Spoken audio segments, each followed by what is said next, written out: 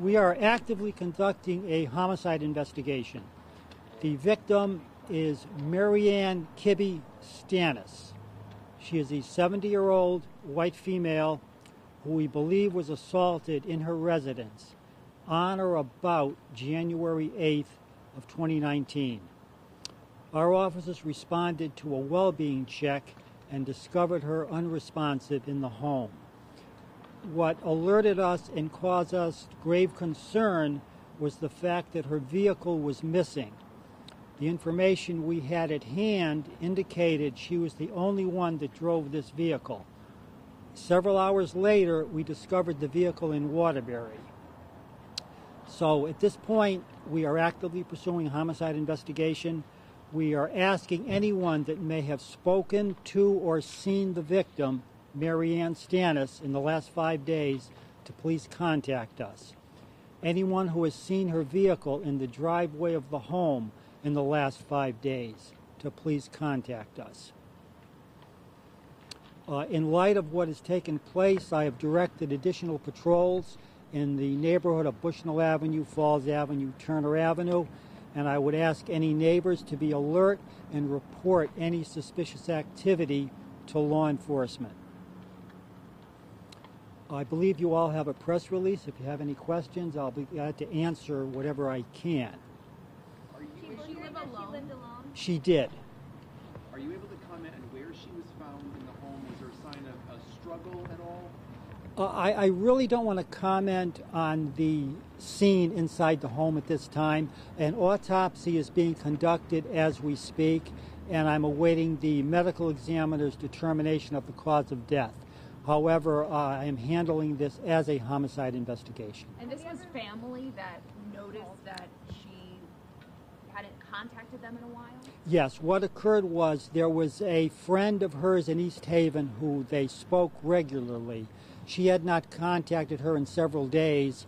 This friend contacted the victim's sister, who contacted us, and that's how we discovered the victim. When was the last time somebody laid eyes on her? That I don't know, and that's why I'm hoping that someone may come forward with information on who last spoke or saw the victim. Let's talk about the handyman. You mentioned in here that he is not a suspect, but someone you certainly would like to speak with. Yes, we understand that the victim may have contacted a handyman to do some work on the property in the last 5 or 6 days. We don't know who that person is. They are not a suspect, but we would like to speak with them. Any surveillance video? I mean, everyone has cameras now. Have you been able to see anything, any suspicious activity around the home? Not in the neighborhood. However, we're scouring the area where we discovered her car for video. Chief, can you talk about maybe who you've interviewed around the lit ultra lounge, and then also about, obviously, there'll probably be some forensics that are involved with this vehicle searching throughout it. Can you talk just about that process? All right, we have the victim's vehicle in our custody, and we will be examining it for forensic evidence. The Waterbury Police Department is conducting a neighborhood search in the area where the car was found, and they're looking for video. So we're collaborating with the Waterbury Police Department as far as that goes, and I don't know how far they've gotten yet. Any idea how long the car was there? No. Since we believe she was assaulted probably on or about January 8th, I would suspect in the last 48 hours that vehicle was put there. What gave you the impression that she was assaulted on Tuesday when you guys got called there Wednesday afternoon? We don't believe that she was dead longer than 48 hours at this point. Had you guys been called there in the past? No. What about that neighborhood? Have you been called to that neighborhood for any suspicious activity? I'm not going to comment on that at this point.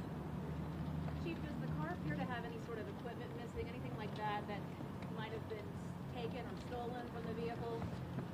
Not at this time. We haven't done an analysis of the vehicle yet, but I don't believe so. Is there any sign of forced entry into the home that someone might have actually, or does it seem like she might have welcomed someone in that might have then assaulted her? Again, I don't want to comment about that at this point. Any weapon involved? Again, I wouldn't comment on that till I get the medical examiner's report. Chief, talk about the extra patrol. These neighbors, a lot of them we spoke with, again, they want to know, was this targeted? Was it someone that she knew? effort that's going to be happening. Certainly. When something this traumatic happens in the neighborhood, obviously all the neighbors are very concerned. And that's why I've ordered extra patrols and asked them to please alert us to any suspicious activity. It's much too early in the investigation to make a conclusion on who is responsible for this, when or how it happened. What do you want to say to members last year? We had none. I believe our last homicide was, that was the Falls Avenue, a double homicide in 2012. So we're not a community that experiences this type of criminal activity. This is unusual. Is there any reason to believe that she could have been a target? I know that you're saying that you're not ruling out at this point that this is not just a random act of violence. I don't believe she could have been a specific target at this point in time. Had she lived alone there long? Several years, many years. She was a widow. Okay. Chief, that process, that forensics process, can be a little involved. I mean, you're looking for everything from hair to fingernail traces, anything like that.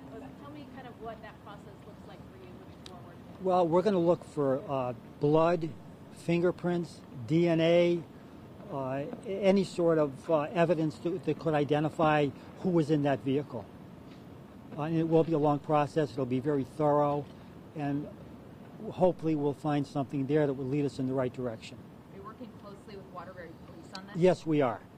Yes, we are. The Central District Major Crime Squad processed the scene for us and gathered all the evidence. Obviously, they have equipment that we don't have. They did an outstanding job for us processing the scene, and we'll take up the investigation from here, along with Waterbury. So they were just responsible for processing. Just things, processing now the it's in scene. your hands. It's in our hands now. This is a Watertown investigation. The homicide investigation, and you said the last one in 2012. How does it affect the community here? This is not something that people hear a lot about. No, the community is not used to this type of activity, and it certainly causes great concern, and especially to the residents in that neighborhood. And I certainly want to assure them that we're cognizant of their concern, and we're going to be out there patrolling the area and doing everything we can to keep them safe. Does she have any other family members? You mentioned her sister. I mean, does she have kids in the area? No, she has no children. She has some nieces and nephews out of state, and she does have a sister living in the area. Do you guys have any suspects at this point? I wouldn't comment at this point on suspects. Anything you want to add? No, I think we covered it all. I think we're good. Okay, thanks for coming.